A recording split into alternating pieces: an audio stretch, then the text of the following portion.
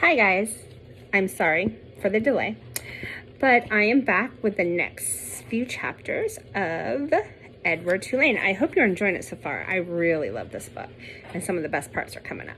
So, we left off on Friday, where he was given to Neil in exchange for Bryce being able to eat at the diner, and Neil cracked Edward, and Edward is now in a black world. Chapter 22. It was dusk, and Edward was walking down a sidewalk. He was walking on his own, putting one foot in front of the others without any assistance from anybody. He was wearing a fine suit made of red silk. He walked down the sidewalk, and then he turned onto a path that led up to a house with a lighted window. I know this house, thought Edward. This is Abeline's house. I'm on Egypt Street. Lucy came running out of the front door of the house, barking and jumping and wagging her tail. Down, girl, said a gruff voice. Edward looked up, and there was Bull standing at the door.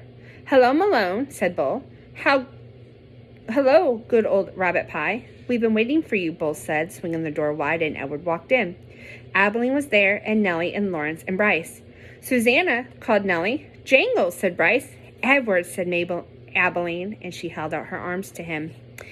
If we left off with him everything going black, meaning that he passed out, what do you think's happening here if he's seeing all these people? Edward stood still. He looked around the room. You're searching for Sarah Ruth, Bryce said. Edward nodded. You could go outside if you want to see Sarah Ruth, said Bryce. So they all went outside. Lucy and Bull and Nellie and Lawrence and Bryce and Abeline and Edward. Right there, said Bryce, and he pointed up the stars. Yep, said Lawrence. That is the Sarah Ruth constellation. He picked Edward up and put him on his shoulders. You could see it right there. Edward felt a pang of sorrow, deep, sweet, and familiar. Why does she have to be so far away? If only I had wings, he thought, I could fly to her. Out of the corner of his eye, the rabbit saw something flutter. Edward looked over his shoulder, and there they were, the most magnificent wings he had ever seen. Orange, red, blue, and yellow, and they were on his back. They belonged to him. They were his wings. What a wonderful night this was. He was walking on his own. He had an elegant new suit, and now he had wings. He could fly anywhere, do anything. Why had he never realized it before? His heart soared inside of him. He spread his wings and flew off Lawrence's shoulders, out of his hands, and up into the nighttime sky toward the stars of Sarah Ruth. No, shouted Abeline. Catch him, said Bryce. Edward flew higher. Lucy barked. Malone, shouted Bull, and with a terrific lunge, he grabbed a hold of Edward's feet and pulled him out of the sky, wrestled him to the earth. You can't go yet, said Bull. Stay with us, said Abeline. Edward beat his wings. It was no use. Bull held him firmly on the ground. Stay with us, said Abeline. Edward started to cry. I couldn't stand to lose you, said Nellie. Neither could I, said Abeline. It'd break my heart. Lucy bent to face Edward. She licked his tears away. Chapter 23. Exceedingly well made, said the man who was running a warm cloth over Edward's face. A work of art, I would say. Surpassingly, unbelievably dirty work of art, but nonetheless art. And dirt could be dealt with, just as your broken head has been dealt with. Edward looked into the eyes of the man. Ah, there you are, said the man. I can see that you're listening now. Your head was broken. I fixed it. I brought you back from the world of the dead. My heart, thought Edward. My heart is broken. No need to thank me, said the man. It's my job, quite literally. Allow me to introduce myself. I am Lucius Clark, doll mender. Your head, may I tell you. Will it upset you? Well, I always tell the truth. Must be head on, no pun intended. Your head, young sir, was in 21 pieces. 21 pieces? Edward repeated mindlessly. Lucius Clark nodded. 21 pieces, all modesty aside, I must admit that a lesser doll mender without my skills, might not have been able to rescue you. But let's speak of what might have been. Let's not speak of what might have been. Let's speak of what is instead. You're whole. You've been pulled back from the brink of oblivion by your humble servant, Lucius Clark. And here Lucius Clark put his hand on his chest and bowed deeply over Edward. This is quite a speech to wake up to, and Edward lay on his back, trying to absorb it. He was on a wooden table. He was in the room with sunshine pouring in from high windows. His head apparently had been in 21 pieces and now was put back together into one. He was not wearing a red suit. In fact, he had no clothes on at all. He was naked again, and he did not have wings. And then he remembered Bryce, the diner, Neil, swinging him through the air. Bryce. You're wondering perhaps about your young friend, said Lucius, the one with the continuously running nose. Yes, he brought you here weeping, begging for my assistance. Put him together again, he said. I told him, young sir, I'm a businessman. I can put your rabbit together again. For a price. The question is, can you pay that price? He could not. Of course he could not. He said he could not. I told him then that he had two options. Only two. The first option was that he was seeking assistance elsewhere. Option 2 was that I would fix you to the very best of my considerable abilities, and then you'd become mine. His no longer, but mine. Here Lucius fell silent. He nodded, agreeing to himself. Two options only, and your friend chose option 2. He gave you up so you could be healed. Extraordinarily, really. Bryce, thought Edward. Lucius Clark clapped his hands together. But no worries, my friend. No worries. I fully intend to keep up my end of the bargain. I'll restore you to what I perceive to be your former glory. You shall have rabbit fur ears and a rabbit fur tail. Your whiskers will be repaired and replaced, your eyes repainted to a bright and stunning blue, and you will be clothed in the finest of suits. And then someday I will reap the return of my investment in you. All in good time. All in good time. In the dollhouse business, we have a saying, there's a real time and there's a doll time. You, my fine friend, have entered doll time. Chapter 24. We only have a couple left. And so Edward Tulane was mended, put together again, cleaned and polished, dressed in an elegant suit, and placed on the high shelf for display. From his shelf, Edward could see the whole shop, Lucius Clark's workbench, the windows of the outside world, and the door that the customers used to enter and leave. From the shelf, Edward saw Bryce upon the door one day and stand in the threshold, the silver harmonica in his left hand flashing brilliantly in the sunlight, flooding through the windows. Young sir, I'm afraid that we have a deal. Can't I see him? Said Bryce. He wiped his hand across his nose, a gesture that filled Edward with a terrible feeling of love and loss. I just want to look at him. Lucius Clark sighed. You may look, and then you must go and not come back. I cannot have you in my shop every day, mooning over what you have lost. Yes, sir, said Bryce. Lucius sighed again. He got up from his workbench and went to Edward's shelf, picked him up and held him so that Bryce could see him. Hey, Jangles, you look good. Last time I seen you, you looked terrible. Your head was busted in, and he's put back together again, said Lucius. As I promised, he would be. Bryce nodded. He wiped his hand across his nose. Can I hold him? He asked. There's a picture of them in the store. So you can kind of see he looks like the Edward from before. No, said Lucius. Bryce nodded again.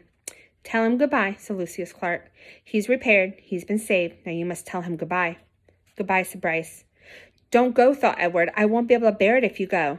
And now you must leave, said Lucius Clark. Yes, sir, said Bryce, but he stood without moving, looking at Edward. Go, said Lucius Clark. Go.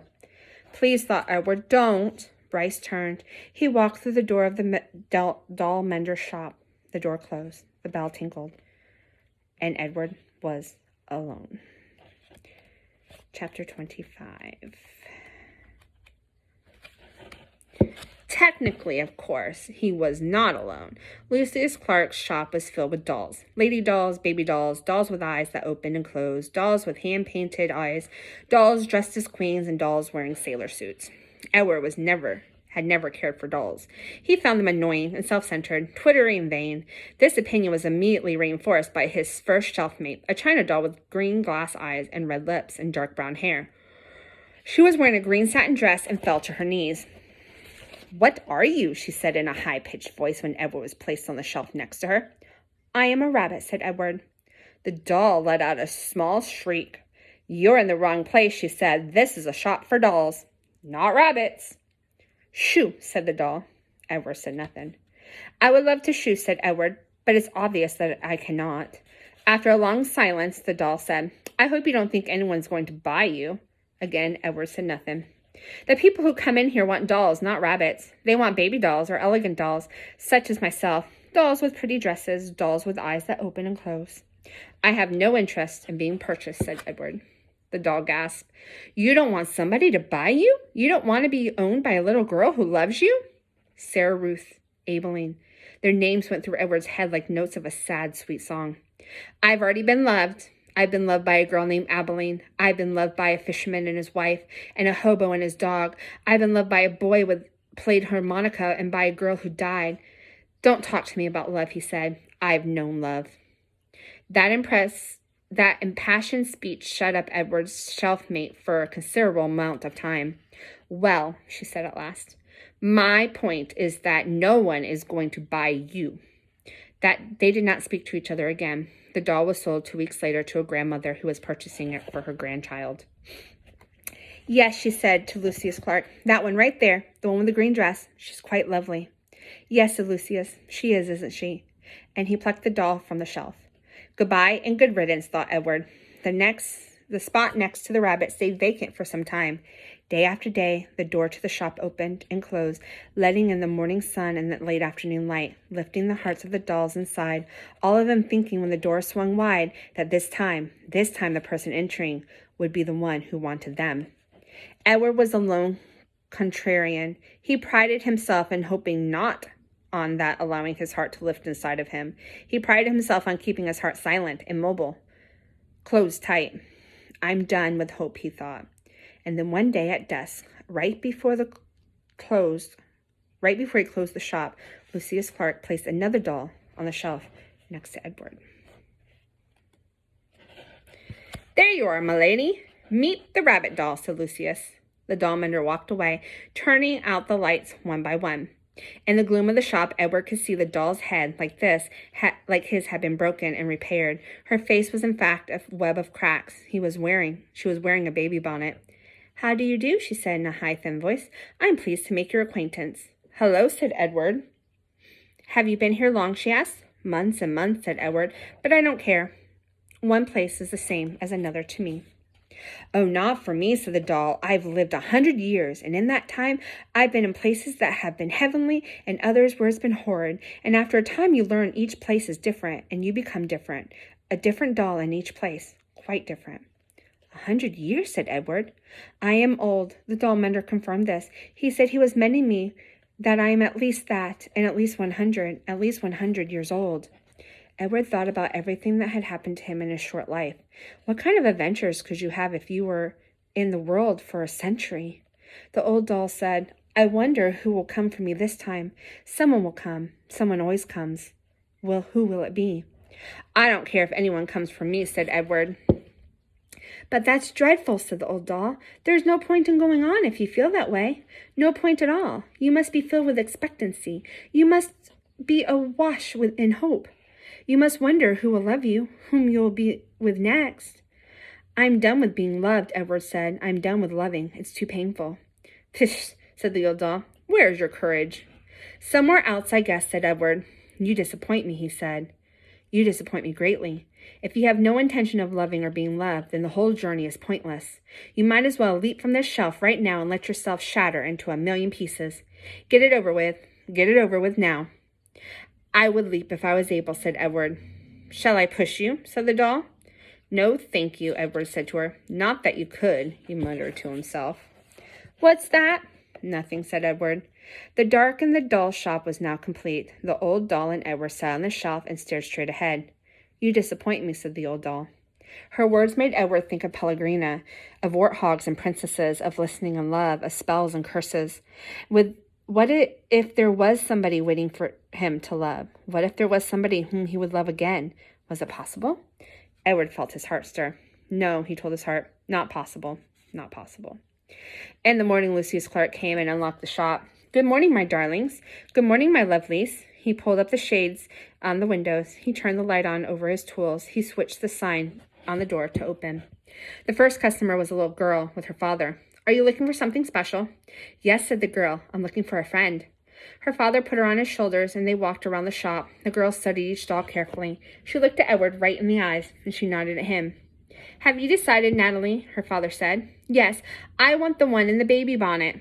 Oh, said Lucius Clark, you know that she's very old. She's an antique. She needs me, Natalie said firmly. Next to Edward, the old doll let out a sigh. She seemed to sit up straighter. Lucius came and took her off the shelf and handed her to Natalie. And when they left, the little girl's father opened the door to his daughter and the old doll. A bright shaft of morning light flooded in, and Edward heard quite clearly, as if she was still sitting next to him, the old doll's voice. Open your heart, she said. Someone will come. Someone will come for you. But first you have to open your heart. The door closed. The sunlight disappeared. Someone will come. Edward's heart stirred. He thought for a first time in a long time of the house on Egypt Street and of Abilene winding his watch and then bending him toward him and placing it on his left leg, saying, I'll come home for you. No, no, no, he said. Don't believe it. Don't let yourself believe it. But it was too late. Someone will come for you. The China Rabbit's head began again to open. The China Rabbit's heart began again to open. So here's a picture of Edward sitting on the shelf lonely.